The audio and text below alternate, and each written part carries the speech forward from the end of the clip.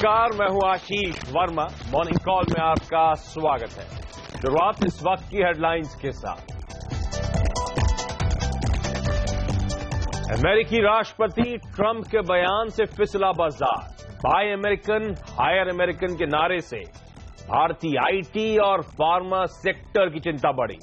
एशियाई बाजारों पर दबाव।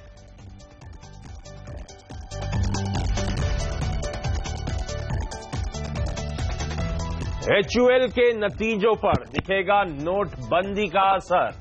आय में 4% और वॉल्यूम में 7% गिरावट के आसार। एशियन पेंट्स के नतीजे भी रह सकते हैं कमजोर। अल्ट्राटेक सीमेंट ने पेश किए अच्छे नतीजे। तीसरी तिमाही में मुनाफा 7% उछला। यूनाइटेड स्पिरिट्स के मार्जिन्स में सुधार। आज से खुलेगा बॉम्बे स्टॉक एक्सचेंज का IPO। प्राइस बैंड 805 से 806 रुपए प्रति शेयर। एंकर इन्वेस्टरों से 806 रुपए के भाव पर 370 करोड़ रुपए जुटाए। चीनी मिलों पर सरकार सख्त। बढ़ती कीमतों पर लगाम लगाने के लिए दिया आदेश। शुगर शेयरों पर रहेगा फोकस। और चावल और चाय की प्रोसेसिंग यूनिट लगाने पर मिलेगी 35% की सब्सिडी। बजट में फूड पार्क स्कीम संपदा का ऐलान संभव। CNBC आवाज एक्सक्लूसिव। चावल और चाय शेयरों में होगी तेजी। चलिए, हफ्ते का पहला कारोबारी सत्र, और सबसे पहले आपको बता दूं एक ट्रंकेटेड यानी कि एक छोटा हफ्ता है, क्योंकि गुरुवार को रिपब्लिक डे के चलते मार्केट हॉलिडे होगी, तो एक्सपायरी का वीक भी है। तो एक्सपायरी इस हफ्ते बुधवार को होने वाली है, तो महज 3 कारोबारी सत्रों के बाद आपको एक्सपायरी नजर आएगी। और ये रिजल्ट हेवी वीक रहने वाला है।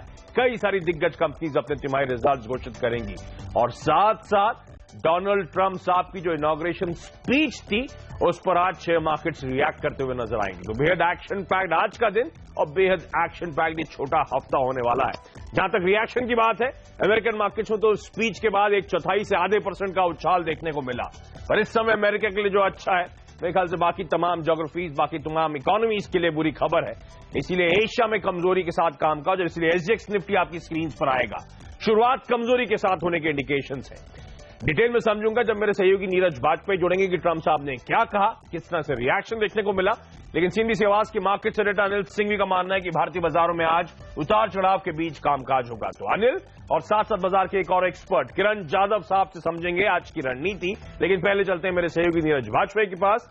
नीरज, हाय, गुड मॉर्निंग। Good morning. तो वो ट्रंप की इनॉग्रल स्पीच, क्या इंपॉर्टेंट हाईलाइट्स थी और किस तरह से रिएक्शन देखने को मिला? मेरे लिए आज क्यूज कैसे हैं? देखिए, शुक्रवार की शाम को जो अमेरिका में स्पीच हुई, इनॉग्रल स्पीच, वो बहुत इंपॉर्टेंट थी पूरी दुनिया के लिए, सिर्फ भारत के लिए नहीं, क्योंकि बहुत कुछ उन्होंने कहा। हालांकि वो दोहराव था, लेकिन उस दोहराव में एक फर्मनेस दिख रही थी। एक नया नारा उन्होंने दिया, बाय अमेरिकन हायर अमेरिकन। इसका मतलब ये हुआ कि आपको अमेरिका में अगर बिजनेस करना है तो लोकल हायरिंग करनी पड़ेगी, और वहां के लोगों को ये मैसेज था कि आप अमेरिकी कंपनियों के प्रोडक्ट खरीदें, अमेरिकी कंपनियों को बढ़ावा दें। उसका इंपैक्ट डेफिनेटली भारत की आईटी और फार्मा कंपनियों पे जबरदस्त देखने को मिलेगा, इसमें कोई संदेह नहीं। आपको याद होगा, हमने बुधवार और गुरुवार को भी ये बात कही थी कि भले कोई संकेत आपको दिख रहे हो, भारतीय बाजारों के लिए कमजोरी रहेगी, और फ्राइडे को आपने देखा कमजोरी थी, और ये कमजोरी अभी भी कंटिन्यू करेगी, क्योंकि चीन इस मामले में बहुत सख्ती बरत रहा है। जैकमा, जो अलीबाबा के हेड हैं, उन्होंने साफ तौर पे कहा कि जो 7 लाख करोड़ डॉलर खर्च किए हैं युद्ध में, उसकी वजह से अमेरिका की हालत हुई है, दुनिया के ट्रेड की वजह से नहीं हुई है। तो अमेरिका और चीन के बीच में जो बिजनेस है उसको लेकर के थोड़ी सी तनाव बढ़ रहा है, वो एक चिंता का कारण है। और अब चूंकि फर्मली प्लान बन चुके हैं, साइन होने वाले हैं, और ट्रंप की तरफ से अभी आदेश जारी होंगे, तो आप देखेंगे और ज्यादा इंपैक्ट दिखेगा। तो एक दुनिया में जो अब तक एक वॉर चलता था, वो वॉर बिजनेस के रूप में टर्न होता हुआ दिखेगा। ये बहुत सीरियस होगा, खासतौर पे इमर्जिंग मार्केट्स की उन कंपनियों के लिए जो अमेरिका या यूरोप में बिजनेस कर रही हैं, तो उनके बिजनेस पे सीरियस इंपैक्ट होगा। दूसरी तरफ घरेलू बाजार जो अमेरिका का है वो बहुत ही स्ट्रांग है। 2 कंपनियों ने नतीजे पेश किए, जनरल इलेक्ट्रिक और पीएनजी ने। जनरल इलेक्ट्रिक का हालांकि रेवेन्यू थोड़ा सा कम था, लेकिन ईपीएस बहुत शानदार है। पीएनजी ने उम्मीद से बेहतर नतीजे पेश किए। तो ये जो दम है ना अमेरिकी इकोनॉमी का, इसी के दम पर ट्रंप लगातार ये बयान देते जा रहे हैं कि वो आगे बढ़ेंगे और अपने एजेंडे को लागू करेंगे। तो निश्चित तौर पे इमर्जिंग मार्केट्स के लिए संकेत अच्छे नहीं कहे जाएंगे। और सोने में देखिए मजबूती और देखने के लिए $1200 से ऊपर चला गया है 1 आउंस का प्राइस। तो आइए आपको खुद सुनवाते हैं कि ट्रंप ने क्या कहा एग्जैक्टली, वो लाइन सुनिए। We will follow 2 simple rules: buy American and hire American. We will seek friendship and goodwill with the nations of the world, but we do so with the understanding that it is the right of all nations to put their own interests first. इस speech को अगर आप गौर से सुनेंगे तो Donald Trump साहब ने जो प्रोटेक्शनिज्म का मामला था, सबसे ज्यादा समय, सबसे ज्यादा तवज्जो उस स्पीच में उसी को दिया। America first, benefit American workers, American families, protection से ज्यादा प्रोस्पेरिटी और स्ट्रेंथ मिलने वाली है। 2 simple rules, buy American, hire American होने चाहिए। तो पूरी तरह से प्रोटेक्शनिज्म की बात हुई थी। छोटा सा समय इंफ्रास्ट्रक्चर के लिए और रेडिकल इस्लामिक टेररिज्म पर उन्होंने दिया। अदरवाइज सबसे बड़ी स्पीच की दिक्कत यही थी कि वो प्रोटेक्शनिस्ट होने की बात कर रहे हैं, जो रिआइटरेट कर रहे हैं जो उन्होंने अपनी स्पीचेज इससे पहले दी थी, वही बात उन्होंने फिर से फोकस में लाई। इसीलिए आप देख रहे हैं एशियन मार्केट्स, इसीलिए एसजीएक्स निफ्टी दबाव के साथ कामकाज करता हुआ। दबाव इस स्पीच से पहले हमने फ्राइडे को भी इंडियन मार्केट्स में आता हुआ देखा था।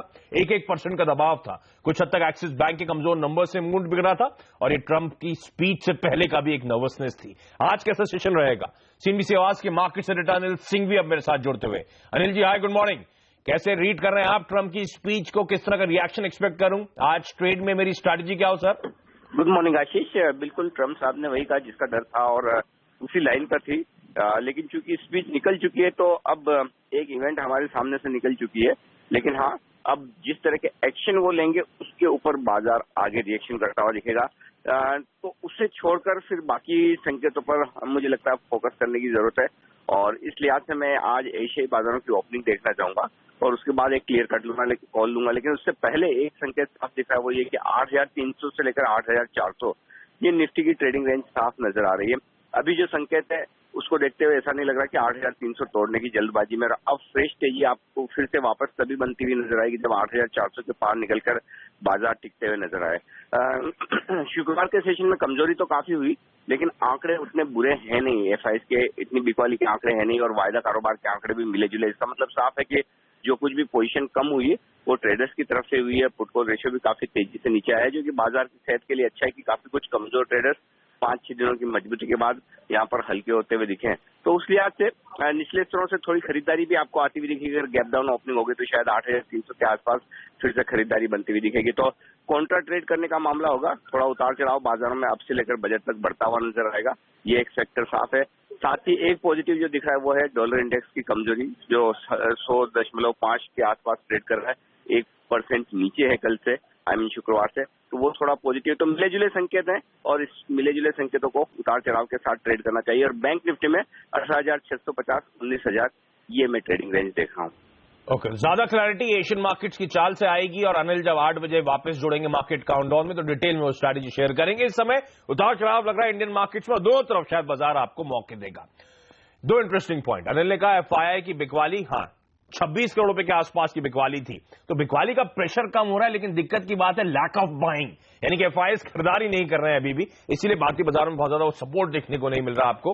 और दूसरा, एसजीएक्स निफ्टी लोअर लेवल से अब रिकवरी दिखाना शुरू कर चुका है। जब कार्यक्रम की शुरुआत करी थी वहां से लेकर अब तक ऑलमोस्ट नीचे से आपकी स्क्रीन पर महज 7 पॉइंट का दबाव, 20 पॉइंट की कमजोरी से हमने शुरुआत करी थी, 13 पॉइंट की रिकवरी आती हुई। प्रिसीजन इन्वेस्टमेंट्स के किरण जादव साहब अब मेरे साथ जुड़ते हुए। किरण हाय, गुड मॉर्निंग। आपकी चार्ट्स की रीडिंग क्या कहती है सर? स्ट्रैटेजी क्या होगी आज के लिए? Very good morning Ashish ji. Nifty ने परसों के दिन 8370 का अहम सपोर्ट तोड़ा था और ये इंटरमीडिएट ट्रेंड चालू होता है, ऐसा संकेत हमें मिल रहा है। तो मुझे लगता है कि 8300 तक वर्स्ट केस सिनेरियो में हम चलेंगे। 8300 बहुत ही स्ट्रांग सपोर्ट है। जैसे अनिल जी कह रहे थे निचले स्तर से बाइंग ही करनी चाहिए, मेरा भी यही मानना है। पर आज के लिए रणनीति जो कि हम इंटरमीडिएट ट्रेंड कायम होते देख रहे हैं, तो 8390 के स्टॉप लॉस के साथ शॉर्ट पोजीशंस लेनी चाहिए। टारगेट 8300 के रहेंगे। ओके, तो बिकवाली करने के इमीडिएट मौके होंगे। 8300 तक के टारगेट्स के लिए अप्रोच करें। किरण, कोई स्टॉक स्पेसिफिक आइडियाज हो तो वो भी शेयर करें। बिल्कुल, एक सेल है और एक बाय है। अदानी पोर्ट्स में हमने बहुत अच्छे सपोर्ट्स टूटते हुए देखे थे शुक्रवार के दिन, तो मुझे लगता है वो कंटिन्यू होते नजर आएंगे। 289 के स्टॉप लॉस के साथ ट्रेड इनिशिएट करना चाहिए। टारगेट के लिए 276 रुपीज 50 पैसे एक्सपेक्ट कर सकते हैं। दूसरा होगा KRBL, जहां पे बाय करने की सलाह होगी। Stop loss 338, target 358। Adani sell, KRBL buy, levels आपकी स्क्रीन पर। किरण, आपका धन्यवाद। और कुछ और ट्रेडिंग आइडियाज अब आपकी स्क्रीन पर आएंगे। derivativetradingresearch.com के मनीष शर्मा का मानना है कि एक्सिस बैंक फ्राइडे को यह ट्रेड में फोकस में था। 6-7% कमजोर हुआ था। बेच के चलें, 420 के टारगेट्स के लिए अप्रोच करें। विकास सालुंखे निर्मल बंग सिक्योरिटीज के, उनका मानना है कि DLF को बेचना चाहिए। 120 के लक्ष्य के लिए अप्रोच करें। शुक्रवार को यह स्टॉक भी 3% कमजोर था। आशुतोष सारना मैक्स ग्रोथ कैपिटल के, उनका मानना है कि वेदांता लिमिटेड में खरीदारी करने के मौके ढूंढें। 245 के टारगेट्स, 234 के स्टॉप के साथ। लेकिन मैंने कहा था ये हफ्ता बहुत इंपॉर्टेंट है रिजल्ट्स के लिहाज से, और इनफैक्ट आज के दिन भी कई सारे अहम दिग्गज कंपनियों के रिजल्ट्स आने हैं, जिसमें HUL, एशियन पेंट्स और भारतीय इंफ्राटेल निफ्टी के 3 कंपनीज हैं जो अपने रिजल्ट्स पेश करेंगी। क्या एक्सपेक्टेड है, क्विकली हमें बताने के लिए मेरी सहयोगी सोनम मेहताब जुड़ती हुई। सोनम, हाय, गुड मॉर्निंग।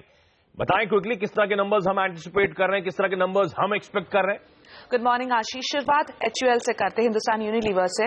डिमोनेटाइजेशन या फिर नोटबंदी के कारण इस बार कंपनी के नतीजों पर दबाव दिखाई देगा। वॉल्यूम ग्रोथ कमजोर रह सकता है।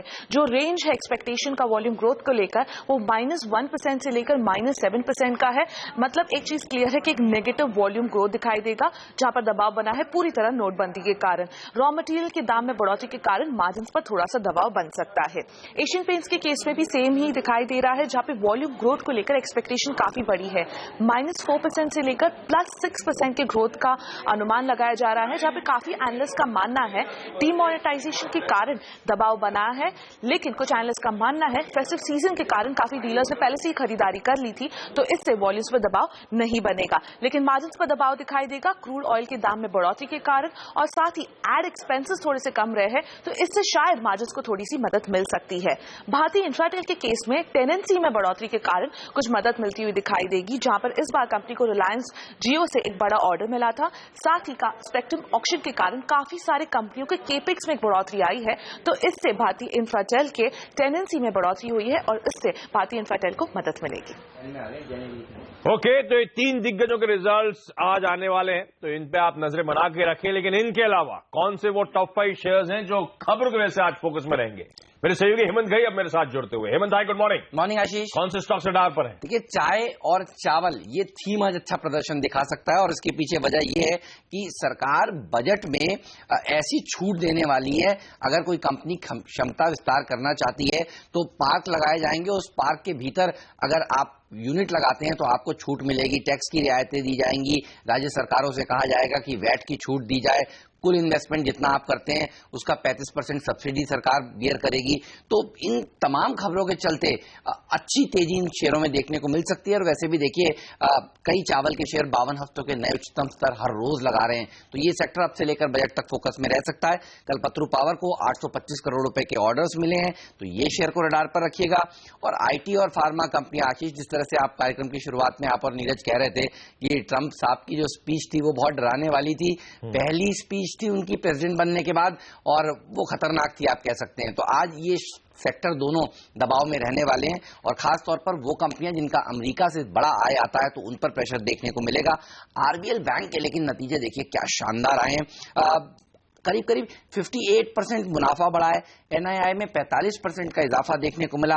NPS घटे हैं, हर फ्रंट पर अच्छे नंबर्स, इस शेयर में अच्छी तेजी देखने को मिलेगी। साथ ही श्रीराम EPC ये एक ऐसी कंपनी है जिसने स्टेट बैंक ऑफ मैसूर को प्रेफरेंशियल शेयर्स जारी किए हैं, करीब 1.25 करोड़ के शेयर्स जारी किए हैं, यानी पूरी इक्विटी का करीब 0.5% हिस्सा इन्होंने दिया है। किस भाव पर दिया ये इन्होंने बताया नहीं अभी, तो उस पर नजर होगी। लेकिन ये स्टॉक भी फोकस में रहेगा। हाई बीटा शेयर है, इस तरह की खबरों पर अच्छा उछाल दिखाता है, और लगता है आज मिड कैप्स में ये भी अच्छा प्रदर्शन दिखाएगा। आशीष, ओके, तो ये तमाम वो स्टॉक्स हैं ये वो सेक्टर्स हैं जो आज ट्रेड में हरकत में रहेंगे खबरों की वजह से। ज्यादा अच्छी खबरें सिर्फ आईटी फार्मा के लिए जो बुरी खबरें हैं वो ट्रंप साहब की स्पीच के बाद वो पॉकेट शायद निगेटिवली रिएक्ट करें, लेकिन रिजल्ट्स जोरों पर है। और ओवर द वीकेंड इनफैक्ट शुक्रवार को बाजार बंद होने के बाद से कई सारी इंपॉर्टेंट कंपनीज अपने रिजल्ट्स घोषित करें, उनके हॉटबोर्ड्स आपकी स्क्रीन पर आएंगे। रैलिस इंडिया फ्राइडे को ये रिजल्ट्स आए, अच्छे नंबर्स, मुनाफे में 24% का उछाल, मार्जिन में सुधार। अल्ट्राटेक सीमेंट कमजोर नंबर्स की उम्मीद थी, उम्मीद से बेहतर परफॉर्मेंस है। यूनाइटेड स्पिरिट्स के काफी बेहतर नंबर्स देखने को मिले लंबे अरसे बाद। L&T टेक्नोलॉजी सर्विसेज कमजोर नंबर्स आए इस कंपनी के। पर्सिस्टेंट सिस्टम्स इन लाइन है, जो बाजार उम्मीद कर रहा था, कहना चाहिए बेहतर नंबर्स हैं, अच्छे नंबर्स हैं, लेकिन ये ज्यादातर mostly in line with expectations है। जेके पेपर के रिजल्ट्स आए, बेहद strong performance, margin 350 basis points का उछाल। डीलिंग के नंबर्स आए, अच्छे नंबर्स, और मुनाफे में 32% का उछाल देखने को मिला है। फोर्स मोटर्स के नंबर्स कमजोर हैं, और हमारा राजा में मैं देख रहा था दबाव में, खासतौर पर मार्जिन में बड़ा तगड़ा प्रेशर आता हुआ। तो largely L&T technologies, force Motors, हमारा राजा बैटरीज, ये 3 कमजोर नंबर्स। अदरवाइज जितने नंबर्स मैंने हाईलाइट करें उनके लिए एक थम्स अप है, अच्छे नंबर्स हैं, ये स्टॉक्स भी अपने रडार पर रखें। लेकिन ये तो सेकेंडरी मार्केट के एक्शन की बात है। आज प्राइमरी मार्केट भी फोकस में रहने वाला है, क्योंकि लंबे अरसे बाद वो most awaited IPO of late जो था बॉम्बे स्टॉक एक्सचेंज यानी कि BSE का, वो आईपीओ आज से खुलना है, जिस पर बाजार और निवेशकों दोनों की नजरें बनी हुई हैं। क्या है इस इश्यू की खास बातें जानने के लिए चलते हैं नीरज वाजपेयी के पास। नीरज बने हुए मेरे साथ। नीरज जी, क्या है हाइलाइट्स इश्यू की, और क्या रिटेल निवेशकों को इसमें पैसा लगाना चाहिए? देखिए, एशिया का सबसे पुराना स्टॉक एक्सचेंज, और बड़े लंबे समय से लोगों को इंतजार था कि इसका आईपीओ, तो फाइनली आईपीओ आ चुका है और आज से खुल रहा है, तो उस पर नजर रखनी चाहिए। इससे पहले वीकेंड में जो है एंकर इन्वेस्टर्स ने 373 करोड़ रुपए इसमें लगाए हैं, और अपर बैंड यानी 806 रुपए में, हालांकि लोअर बैंड 1 रुपए नीचे ही है, तो वो एक अच्छी खबर कह सकते हैं कि अपर बैंड पे बहुत अच्छा पार्टिसिपेशन देखने को मिला। तमाम सारे बड़े जो फॉरेन इन्वेस्टर्स हैं उन्होंने लिया, घरेलू इन्वेस्टर्स, तमाम म्यूचुअल फंड्स ने इसमें पैसे लगाए हैं। तो 805 से 806 रुपए का आईपीओ है, आज से खुल रहा है, 25 जनवरी तक खुला रहेगा। रिटेल इन्वेस्टर्स में लगा सकते हैं, उनको जो तमाम सुविधाएं हैं, 33% तक स्टॉक उनके लिए होता है, वो है। कंपनी का मेन बिजनेस क्या है? जो एक्सचेंज है तो जितना वॉल्यूम होगा उसके हिसाब से बिजनेस, लेकिन कुछ और सोर्सेज हैं, जैसे इनका रेंट से इनको इनकम आती है, कुछ इन्वेस्टमेंट्स का रखें उससे इनको इनकम आती है। और अगर पिछले 5 साल का आप ट्रेंड देखेंगे तो रेवेन्यू फ्रंट पे काफी बढ़ता हुआ दिखा है। हालांकि प्रॉफिट जो एक समय में बहुत हाई था वहां से गिरा, लेकिन फिर उसके बाद से रिकवरी देखने को मिल रही है। तो फाइनेंशियल्स भी बेटर आप कह सकते हैं। लॉट साइज वगैरह ये सब जो है रिटेल इन्वेस्टर्स के फेवर में जाती है। तो तमाम जो ब्रोकरेज हाउस के अब तक की रिपोर्ट्स आई हैं उसमें लोग ये सलाह दे रहे हैं कि आप खरीद सकते हैं ICICI डायरेक्ट, SPA, और ये जो इन्वेस्टर्स हैं जियो अजीत, BNP पारिबा, इनका थम्सअप है कि आप इस इशू में पैसे लगा सकते हैं। और जिस तरीके से एंकर इन्वेस्टर का पार्टिसिपेशन देखा गया है उससे लगता है कि आपको लिस्टिंग पे तो कम से कम कमाई जरूर होगी, और ग्रे मार्केट में भी 110 से 115 रुपए का प्राइस चल रहा है। नीश यूनिक बिजनेस है। बड़ा सवाल है BSE का, उसके बाद कुछ दिनों बाद NSE का आईपीओ आना है, तो कहां पैसा लगाऊं? जहां तक ब्रोकरेजेस की बात है, ध्यान रखें BSE का आईपीओ है, तो या तो ब्रोकरेजेस सब्सक्राइब कहेंगी या कहेंगे हम कोई कमेंट नहीं करना चाहते। तो इस बात का ध्यान रखें, पढ़ाई करें अपनी। आईपीओ में लॉट साइज है 18 शेयरों का, और अधिकतम आप 13 लॉट्स के लिए इस आईपीओ में सब अप्लाई कर सकते हैं। छोटा सा ब्रेक के बाद कमोडिटी और करेंसी मार्केट्स की आज की टॉप स्ट्रैटेजीज।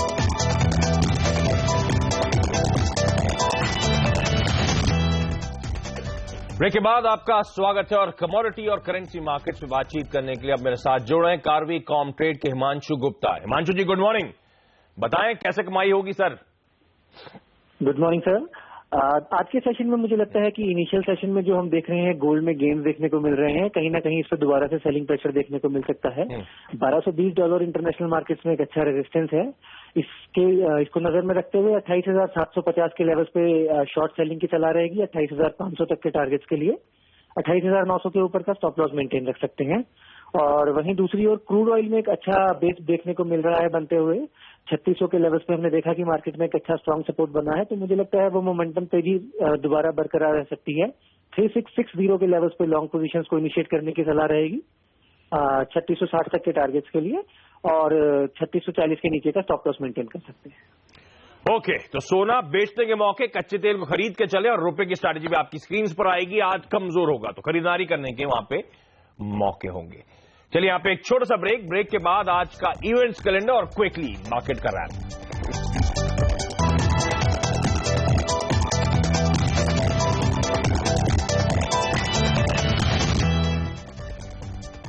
ब्रेक के बाद आपका स्वागत और आज का इवेंट्स कैलेंडर आपकी स्क्रीन पर आएगा। अहम रिजल्ट्स का दिन है जिसमें हाईलाइट है 3 निफ्टी की दिग्गज अपने रिजल्ट घोषित करेंगी। एफएमसीजी स्पेस से HUL, साथ साथ एशियन पेंट्स और भारती इंफ्राटेल के आज रिजल्ट्स आने हैं। प्राइमरी मार्केट्स का एक्शन भी आज से पिकअप होगा। BSE का IPO आज से खुलना है। प्राइस बैंड है 805 से 806 रुपए प्रति शेयर। फोर्टिस हेल्थ केयर आज रडार पर रहना चाहिए क्योंकि फोर्टिस हिस्सा बिक्री केस की दिल्ली हाई कोर्ट में सुनवाई है। आपको याद होगा डाइची जिन्होंने इस कंपनी का खरीदारी करी थी, वो उसकी प्ली के सिंह ब्रदर्स के अगेंस्ट में जो प्ली है गुहार है उस पर सुनवाई होनी है। अशोक लेलैंड की 2 कमर्शियल व्हीकल्स का आज लॉन्च होना है। तो ये तमाम इवेंट्स हैं जहां पे आप रडार पे रखें। एजेक्स निफ्टी आपकी स्क्रीन पर आएगा।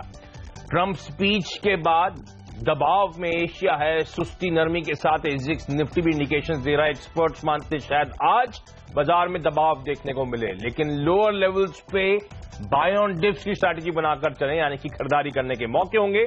एक बार आपको फिर से बता दूं, छोटा हफ्ता है। गुरुवार को रिपब्लिक डे के चलते भारतीय बाजार बंद है। वेडनेसडे को इस बार इस सीरीज की एक्सपायरी होनी है और रिजल्ट हेवी वीक होने वाला है। चलिए यहां पे आज मॉर्निंग कॉल में इतना ही। छोटा सा ब्रेक के बाद आपके लिए लेकर आएंगे स्टॉक 2020। नमस्कार।